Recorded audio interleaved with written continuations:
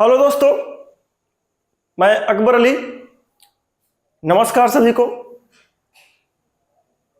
चलिए, जय हिंद। हाँ, जय हिंद जय हिंद जय हिंद। ठीक है, बात करते हैं हम आज चैप्टर 12 के फर्स्ट चैप्टर में वैद्युत क्षेत्र की जो तीव्रता आपके पास में द्विध्रुव के द्वारा हमने अक्ष पर डिस्कस कर लिया था, उसका फार्मूला आया था आपके पास में। ठीक है, E is equal to 2kp upon, ठीक है, आर क्यूब आपके पास में आया था। आर जो है मध्य बिंदु से दूरी है आपके पास में, के क्या है 1/4πε0 है, ठीक है, और पी क्या है वैद्युत द्विध्रुव आघूर्ण आपके पास में। ठीक है, यहाँ पास तो अब हम बात करते हैं कि वैद्युत क्षेत्र की तीव्रता निरक्षीय स्थिति पर कितना होगा। निरक्षीय स्थिति मतलब निरक्षीय अक्ष। ठीक है, निरक्षीय अक्ष को हम विषुवत रेखीय आपके पास में अक्ष कह सकते हैं, आपके पास लंब समद्विभाजक भी कह सकते हैं। तो अलग अलग नाम के थ्रू एक क्वेश्चन आया है। और अक्ष को अनुदैर्ध्य स्थिति भी कह सकते हैं, ध्यान रखिएगा इस बात के लिए, अलग अलग नाम से ये आया हुआ है। तो हम बात कर रहे हैं यहाँ पर बेटा कि द्विध्रुव के निरक्षीय स्थिति पर वैद्युत क्षेत्र की तीव्रता कितनी होगी। ठीक है, जब तक हम डिस्कस कर रहे हैं, आपका कर्तव्य क्या है, चैनल को सब्सक्राइब कर दीजिए और वीडियो को लाइक कर दीजिए। ठीक है, आप अपना कर्तव्य निभाइए, हम अपना कर्तव्य निभाते हैं। वीडियो को शेयर कर दीजिए आपके पास अपने दोस्तों के पास, जिससे वो भी जुड़ सकें और उनको भी ये चैप्टर अच्छे से समझ में आ जाए। हम बेसिक से कोई भी चीज आपके पास में एक बारगी उठाकर ला के नहीं रख देते हैं, अच्छे से समझा करके आपको पूरी की पूरी जानकारी के साथ चैप्टर को क्लियर करेंगे। तो मान लेते हैं हमारे पास एक वैद्युत द्विध्रुव है, एक वैद्युत द्विध्रुव है बेटा जी। ये माइनस क्यू है और एक ये प्लस क्यू है। दोनों के बीच की दूरी आपके पास में आपको पता ही है 2a है। ठीक है, अब इसके मध्य जो बिंदु है आपके पास में वो मान लिया O है। इस O से इधर वाले को हम A कहेंगे, इस O को इधर वाले आवेश को हम भी A कहेंगे। ठीक है, टोटल दूरी जो आपके पास में दोनों की वो है 2a है। अब निरक्षीय स्थिति की बात यह है कि निरक्षीय अक्ष में कोई एक बिंदु आपके पास में, निरक्षीय अक्ष की आपके पास में, निरक्षीय अक्ष ये है आपके पास में, नीचे भी कर सकते हैं, ऊपर भी आप कर सकते हैं, इस तरीके से आएगा। इस अक्ष में किसी बिंदु पर, इसके अक्ष के किसी बिंदु पर मान लेते हैं बिंदु P है।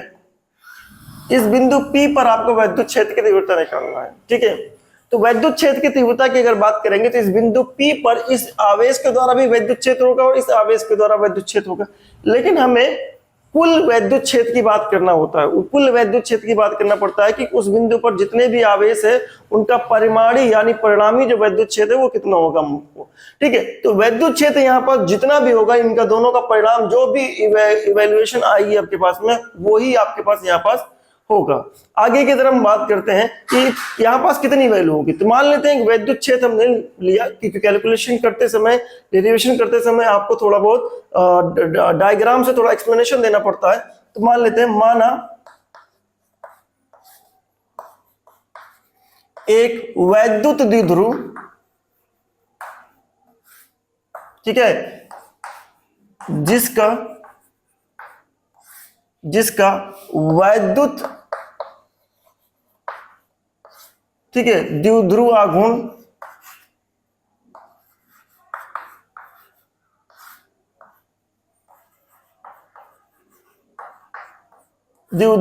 क्या है, P है। ये है हमारे पास वैद्युत द्विध्रुव आघूर्ण क्या है हमारे पास में, जिसका P है। अब आप जानते हैं P जो है हमारे पास में, ये जो P बिंदु है वो ये दूरी या मध्य बिंदु से उसकी दूरी कितनी है बेटा, R मान लीजिए। ये जो आपके पास बिंदु P है वो आपके पास मध्य से बिंदु R की दूरी जो आपके पास में वो R दूरी पर आपके पास में। तो हम ये जानना चाहते हैं कि इस बिंदु R दूरी पर जो आपके पास में है, यानी बिंदु P जो है R दूरी पर जो अक्ष पर लिया गया है, निरक्षीय अक्ष पर, इस पर आपके पास वैद्युत क्षेत्र की तीव्रता क्या होगी। तो हमें निकालने के लिए सबसे पहले बेटा क्या करना पड़ेगा कि इस आवेश से इस पर वैद्युत क्षेत्र कितना होगा और आवेश से इस पर वैद्युत क्षेत्र कितना होगा। तो हमको पता है कि अगर इस आवेश से यहाँ पास वैद्युत क्षेत्र और दिशा की बात करूंगा तो क्या होगा हमको। ठीक है, इस आवेश से इस P पर वैद्युत क्षेत्र की बात करूंगा तो ये आवेश का परिमाण चाहिए मुझे, परिणाम चाहिए, और इस आवेश से P तक की दूरी चाहिए जो कि मुझे नहीं मालूम है। इस आवेश से भी मुझे दूरी चाहिए। तो दोनों दूरी निकालने के लिए मैं क्या करूंगा, जानते हैं कि ये लंब है आपके पास में, तो ये आपके पास में दूरी ये जोड़ दूंगा मैं लाइन को इस तरीके से। तो ये आपके पास एक समकोण त्रिभुज दिख रहा है। इस समकोण त्रिभुज में ये हो गया आर लंब और ये आधार हो गया आपके पास में ए। तो आपके पास जो वैल्यू आएगी वो एल इज इक्वल टू, अगर देखा जाए जो दूरी आएगी अंडर रूट ए स्क्वायर प्लस का आर स्क्वायर, ये वैल्यू आपके पास में। ठीक है, मैं लिख दे रहा हूं एल इज इक्वल टू बेटा जी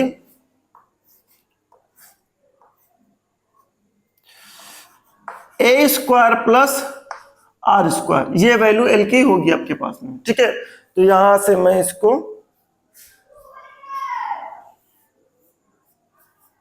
हटा दे रहा हूं।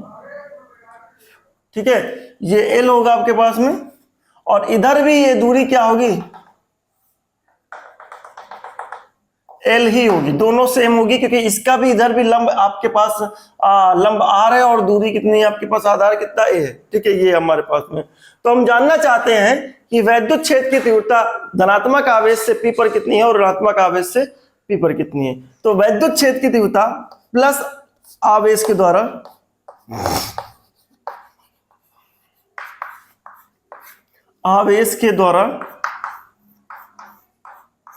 ठीक है, वैद्युत क्षेत्र, ठीक है, की तीव्रता, वैद्युत क्षेत्र की तीव्रता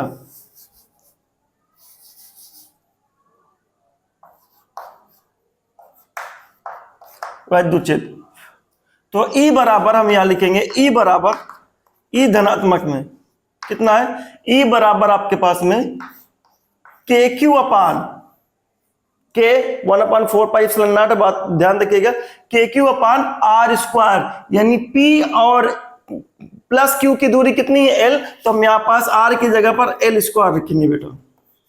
ठीक है, ध्यान रखिएगा, P और आवेश के बीच की दूरी यानी बिंदु P और आवेश के बीच की दूरी क्या है, L है, तो हम L स्क्वायर ही लिखेंगे। ठीक है, तो अब यहां पास आपको पता है L क्या आपके पास, मैंने वापस रख दिया, माइनस Q आवेश, दूसरा बिंदु माइनस Q आवेश के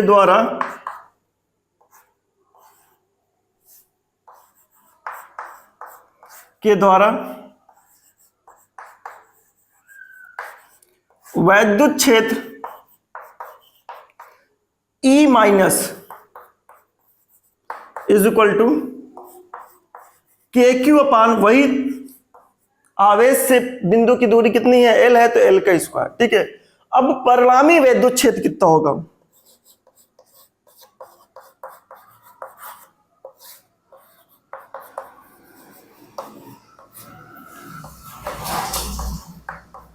ठीक है, ये कितना होगा आपके पास में ई की वैल्यू मुझे लिखना है, कितना लिखूंगा अभी इस बात पे चर्चा करते हैं, कितना लिखना है उसको, इसको समझते हैं हम, फिर उसके बाद में बढ़ते हैं। देखिए ई इसकी दिशा और इसकी दिशा पे निर्भर करता है कि कैसे हम ई को लिखेंगे। चलिए, प्लस ई की दिशा क्या होगी, प्लस ई की दिशा बिंदु पर जाएगी, जो भी अगर होगी वो प्लस आवेश के द्वारा बिंदु पी पर जो दिशा होगी वो आवेश से बिंदु की से दूर होती है, आपके पास में आवेश से दूर की तरफ जाती हुई लगती, तो प्लस आवेश ये होगी आपके पास में।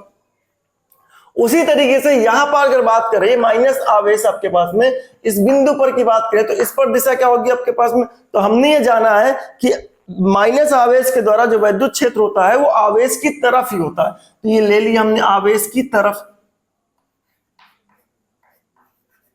ठीक है, E माइनस क्यू हमारे ले लिया।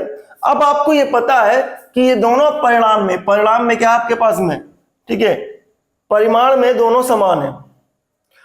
समान है, तो अगर देखा जाए दोनों की परिमाण समान है आपके पास में, तो हमको यहां पास से कैलकुलेशन करना मुश्किल हो जाएगा। इस वजह से हम क्या करते हैं, यहां से बिंदु P से होते हुए और ये आवेश के अक्ष के समानांतर, ठीक है, क्या कर देते हैं, बिंदु P से ठीक है अक्ष के समांतर, अक्ष मतलब आपके पास में अक्ष के समांतर,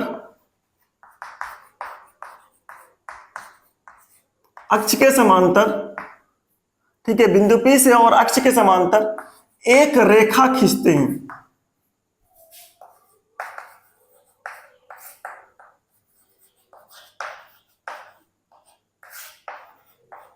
ठीक है, तो हमने एक रेखा खींच दी बेटा यहां से, ये ठीक है आपके पास में। अब अगर आपने रेखा खींच दी है, ठीक है, यहां आप दिशा लिखना चाहें तो दिशा यहां पास लिख सकते हैं। यहां दिशा क्या होगी, दिशा आप देखें तो प्लस क्यू से पी की तरफ होगी, ये आवेश के थ्रू आप कह सकते हैं। यहां पास क्या दिशा होगी आपके पास में, पी से माइनस क्यू की तरफ होगी आपके पास में, ठीक है। यहां पास प्लस क्यू से पी की तरफ होगी आपके पास में, माइनस क्यू से आपके पास में क्यू की तरफ। अगर आप कंफ्यूजन हो रहा है तो यहां पास आप पी पॉजिटिव और ये रख दीजिए, ठीक है। यहां पास भी आपके पास में पी नेगेटिव रख दीजिएगा, तो कैलकुलेशन आपको समझ में आएगा किसकी क्या दिशा आपके पास में। खींचते हैं, खींचने के बाद जानते हैं कि जब ये परिमाण में समान है तो ये आपके पास में ये अगर एंगल थीटा हुआ तो ये भी एंगल कितना हो जाएगा, थीटा ही हो जाएगा बेटा, ठीक है। और अगर आप देखें कि अगर कोई रेखा आपके पास में अक्ष समांतर है, कोई रेखा और समांतर है, तो वो एक तिर्यक रेखा बन जाती है यहां पास, जो कि आपके पास में अंतः कोण बनाती है, आपके पास अंतः एकांतर कोण बनाती है। अंतः एकांतर कोण क्या होते हैं, बराबर होते हैं। तो हमने सारी कंडीशन को यहां पास रख दी है, ठीक है। आपको फिर से बता दो, जब दो रेखा समानांतर होती है तो तिर्यक रेखा क्या होती है, अंतः एकांतर कोण बनाती है और दोनों कोणों के मान क्या होते हैं, बराबर होते हैं। इसका मतलब अगर वो वाला आपके पास में थीटा है, ये थीटा है, तो ये वाला भी थीटा ही होगा आपके पास में। अब हम आगे की तरफ बढ़ते हैं। एक चीज और बता दो, ये चीज नोट कर लीजिएगा बेटा, ठीक है। अगर कोई सदिश, समझिएगा, अगर कोई सदिश किसी रेखा के साथ में कुछ कोण बना करके दर्शाया गया है, मान लेते हैं ये एक सदिश है आपके पास में, ये एक सदिश है, ठीक है, और इस रेखा के साथ में थीटा कोण बना हुआ है, ठीक है। ये एक सदिश है, इस रेखा के साथ में थीटा कोण बना हुआ है, तो ये जो सदिश है, ये जो सदिश है, ठीक है, थीटा के समानांतर, मतलब आपका रेखा के समानांतर, ये जो सदिश आपके पास में रेखा के समानांतर आपके पास में कॉस में टूटेगा और रेखा के ही लंबवत साइन में टूटेगा। ये ध्यान रखिएगा इस बात के लिए, ठीक है। रेखा के समानांतर वो सदिश जो होता है रेखा के संगत कॉस में टूटेगा और रेखा के लंबवत साइन में टूटेगा। इस बात का ध्यान रखिए, बहुत जरूरी है वेक्टर का विघटन करने के लिए, वेक्टर के आपके पास सदिश के घटक निकालने के लिए। किसी सदिश को उसके घटक के रूप में कैसे बदल सकते हैं, तो कोई सदिश अगर किसी रेखा के साथ में कोण बनाता है तो वो सदिश रेखा के संगत कॉस में ब्रेक करता है और उसी रेखा के लंबवत साइन में ब्रेक करता है, ठीक है। तो ध्यान रखिएगा। तो अब यहाँ पास एक छोटा सा कंसेप्ट ये था, मैं इसको बता दिया हूं अपनी भाषा में, पीछे पॉज करके नोट कर लीजिएगा, क्योंकि बहुत जरूरी है, आगे ये काम आने वाला आपके पास में, और आगे काम आएगा तो आपको याद रखना जरूरी है, ठीक है। तो हमने ये देखा कि यहां पास अगर कैलकुलेशन करें बेटा जी, तो हम कैलकुलेशन से और कुछ निकाल सकते हैं। क्या निकाल सकते हैं समझिएगा, ये जो आपके पास है, ये जो है इस रेखा के साथ में, इस रेखा के साथ में कोण बना रहा है थीटा, तो अगर देखें ये जो पॉजिटिव वाला है ये इसके साथ जो आपके पास में टूटेगा, रेखा के साथ में ई पॉजिटिव कॉस थीटा में ब्रेक करेगा, ठीक है। ई पॉजिटिव कॉस थीटा में ब्रेक करेगा, ठीक है। और इसी के लंबवत ई पॉजिटिव साइन थीटा में ब्रेक करेगा बेटा, ठीक है। ये हमको मिल गया।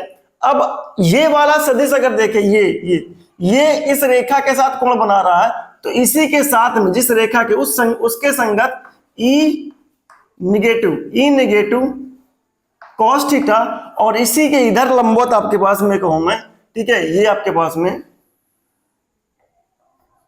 इसी के लंबवत नीचे की तरफ अगर देखे जाए तो ई नेगेटिव साइन थीटा में ब्रेक किया, और आपको पता है ई पॉजिटिव साइन थीटा और ई नेगेटिव साइन थीटा परिमाण में सेम है और आपके पास में दिशा में विपरीत है, ठीक है। तो ई पॉजिटिव साइन थीटा और ई नेगेटिव कॉस साइन थीटा परिमाण में समान है एवं दिशा में विपरीत है।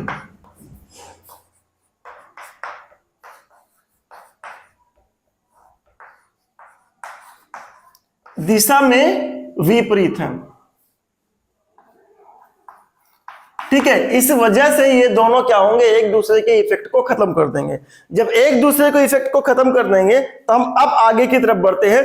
परिणामी वैद्युत क्षेत्र कितना लिखा जाएगा आपके पास में, ये कैलकुलेशन करते हैं। अब हमको परिणामी वैद्युत क्षेत्र लिखने की जरूरत पड़ेगी। पहले हम वेक्टर का विघटन कर लेंगे, पहले हम सबकी दिशा की बात कर लेंगे, फिर वेक्टर का विघटन करेंगे। यहाँ पास वहां हमने अक्ष पे डायरेक्ट ऐड कर दिया था, यहाँ क्योंकि दोनों दिशाएं अलग अलग हैं, आपके पास आगे पीछे नहीं है, एक पीछे नहीं है उसके आगे नहीं है आपके पास। ठीक है, इसे हम कहते हैं अगर दोनों की दिशाएं समानांतर होती है, चाहे वो पीछे की तरफ हो, अपोजिट हो, चाहे वो एक ही दिशा में हो, तो वो नॉर्मली जुड़ जाती है। लेकिन अगर दोनों की दिशाएं कुछ कोण पर आपके पास ओरिएंटेटेड है तो उसको हम नॉर्मली ऐड नहीं कर सकते, उसको हम विघटन के द्वारा ही ऐड करते हैं, या समानांतर चतुर्भुज के सदिश रूप को हम यूज करते हैं। ठीक है, तो यहाँ पास हमें डायरेक्ट नहीं ऐड कर सकते थे। ठीक है, अगर सदिश दोनों विपरीत होते या फिर दोनों सेमी दिशा में होते तो नॉर्मली ऐड हो जाता, लेकिन यहाँ पास नॉर्मली ऐड नहीं कर रहा है। ठीक है बेटा तरुण, ठीक है, आगे की तरफ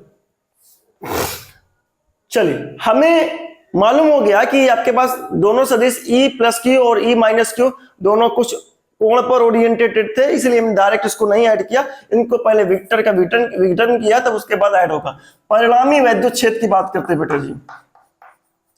परिणामी वैद्युत क्षेत्र,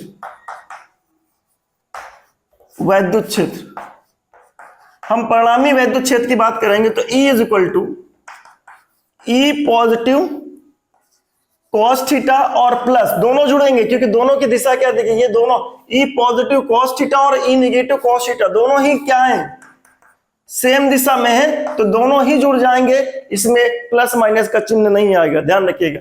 तो E is equal to E positive cos थीटा और E निगेटिव cos थीटा परिणाम। देखिए इनके परिणाम आपके पास में, ठीक है, इनके परिमाण अगर सेम है, cos थीटा का मल्टीप्लाई करने भी क्या होगा, वो सेम ही आएगा आपके पास। तो मैं ये लिख सकता हूं 2 टाइम्स आप K, आप कह सकते हैं 2 into E positive cos theta, ये कह सकता हूं 2 इंटू ये E पॉजिटिव की वैल्यू क्या आपके पास, E पॉजिटिव मतलब E आवेश पॉजिटिव KQ अपान L स्क्वायर, KQ अपान L स्क्वायर, और ये cos थीटा। हालांकि मैं अगर cos थीटा की वैल्यू जानूं तो अगर मैं कह दूं कि ये एक समकोण त्रिभुज है बेटा, और ये R है और ये A है और ये L है और ये आपके पास थीटा कोण है, तो अगर मैं cos थीटा की वैल्यू निकालना चाहूं तो cos थीटा बराबर क्या होता है, cos थीटा बराबर क्या होता है, आधार बटे कर्ण होता है। तो यानी अगर मैं कहूं कि cos थीटा की वैल्यू आधार बटे कर्ण है, तो cos थीटा की वैल्यू आधार बटे कर्ण में लिख दूं तो कैलकुलेशन हो जाएगा। तो मैंने यहां पास cos हटाया, लिखा आधार बटे कर्ण। ठीक है, ये हो गया हमारे पास में। अब E की वैल्यू क्या मिलेगी बेटा जी, 2KQA अपान L का क्यूब, L क्या आपके पास में, अंडर रूट L का क्यूब आपके पास में, L का क्यूब आपके पास में, ठीक है, L क्या आपके पास अंडर रूट, L क्या आपके पास में अंडर रूट A स्क्वायर बेटा जी और R स्क्वायर और इसका क्यूब। ठीक है, एक चीज और मैं ध्यान दिला दूं आपको, ठीक है, एक चीज और ध्यान दिला दूं, अगर आपके पास यहां पास फिर से एजम्पशन लेना है मुझे, ये हटा दो बेटा, आप नोट कर सकते हैं। अगर एजम्पशन क्या है हमारे पास, कल्पना क्या की हमने, यदि फिर से यदि A और R के बीच में जो संबंध है वो बहुत ज्यादा का हो, तो A को हटा दीजिए, A को हटा देंगे तो रूट A R स्क्वायर बन जाएगा, और रूट R स्क्वायर का मतलब क्या, R ही आपके पास में। तो हमने क्या किया, E इज इक्वल टू बेटा जी, ठीक है, आपके पास देखिए 2QA की वैल्यू हम मान सकते हैं, P इज इक्वल टू क्या हमारे पास, P इज इक्वल टू क्या होता है 2AQ आपके पास, 2AQ भी कह सकते हैं, 2QA भी कह सकते हैं। तो हम यहां पास क्या करें, हमने यहां पास क्या किया, ठीक है, K और इसकी जगह पर P रख दिया अपान, और ये हमने R मान रखा है कि बहुत ज्यादा है, तो R मान रखा तो A को हटा देंगे तो R स्क्वायर का रूट बनेगा, R स्क्वायर का रूट मतलब केवल r है और होल पावर क्यूब हमारे पास में, तो यानी r का क्यूब बन जाएगा। ये हो गया हमारे पास निरक्षीय स्थिति पर वैद्युत क्षेत्र की तीव्रता। ठीक है, अब एक और संबंध मैं आपको बता दूं बेटा कि अगर अक्षीय स्थिति और निरक्षीय स्थिति की जो दूरियां हैं मध्य बिंदु से सेम हो, ठीक है, ये ध्यान रखिएगा, ये 1 मार्क्स में क्वेश्चन बन सकता है आपके पास में, यदि इस बात का ध्यान दीजिए। आपके पास नोट पॉइंट आप डाले दे रहा हूं, नोट पॉइंट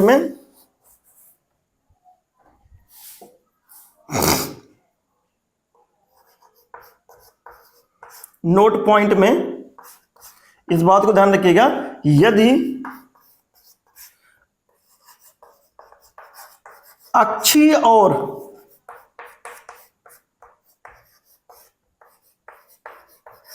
निरक्षीय की दूरी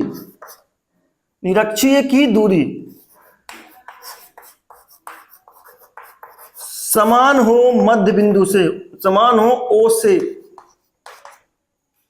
से मतलब मध्य बिंदु से, तब क्या होगा, तब इस बात पर फोकस करिएगा बेटा। ठीक है, ये बहुत जरूरी है। तब इस बात पर फोकस करिएगा कि जो अक्षीय वाला जो आपके पास है वैद्युत द्विध्रुवी वो था, याद करिए पीछे जाकर, ई अक्षीय की वैल्यू जो आई थी वो आई थी 2kp/r³। याद है, 2kp/r³। ठीक है, तो kp/r³ तो यहां पास निरक्षीय का आया और 2kp/r³ अक्षीय का आया था। इसका मतलब 2 × kp/r³। तो मैं यहां पास इस kp/r³ को निरक्षीय मान लेता हूं, kp/r³ को निरक्षीय बेटा जी मान लेता हूं। तो मैंने मान लिया निरक्षीय, तो मैंने यहां लिखा E =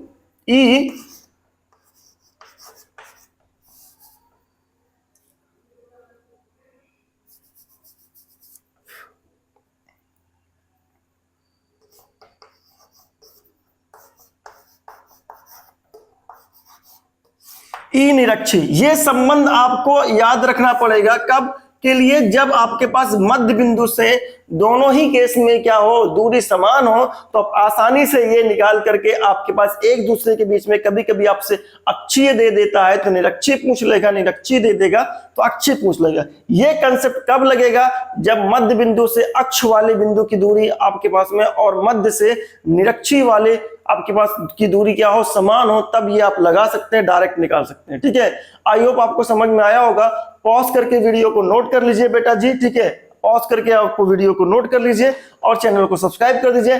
कल हम मिलते हैं आपके पास में इसके अगले टॉपिक के साथ में, आपके पास द्विध्रुव आघूर्ण के साथ साथ में आपके पास में बलयुग्म आघूर्ण क्या होता है। जब इसको हम इस द्विध्रुव को उठा करके हम वैद्युत क्षेत्र में, एक समान वैद्युत क्षेत्र में रख देंगे तो बलयुग्म आघूर्ण कितना होगा उसे कैलकुलेट करेंगे। ठीक है, आप तब तक इंतजार करिए कल का, कल हम डिस्कस करेंगे इस पर। ठीक है, लेकिन आप बने रहिएगा, बेल आइकन को जरूर दबाइएगा, सब्सक्राइब करके बेल आइकन को दबाइए जिससे आपको रेगुलर वीडियो मिलती रहे आपके पास में। धन्यवाद धन्यवाद धन्यवाद।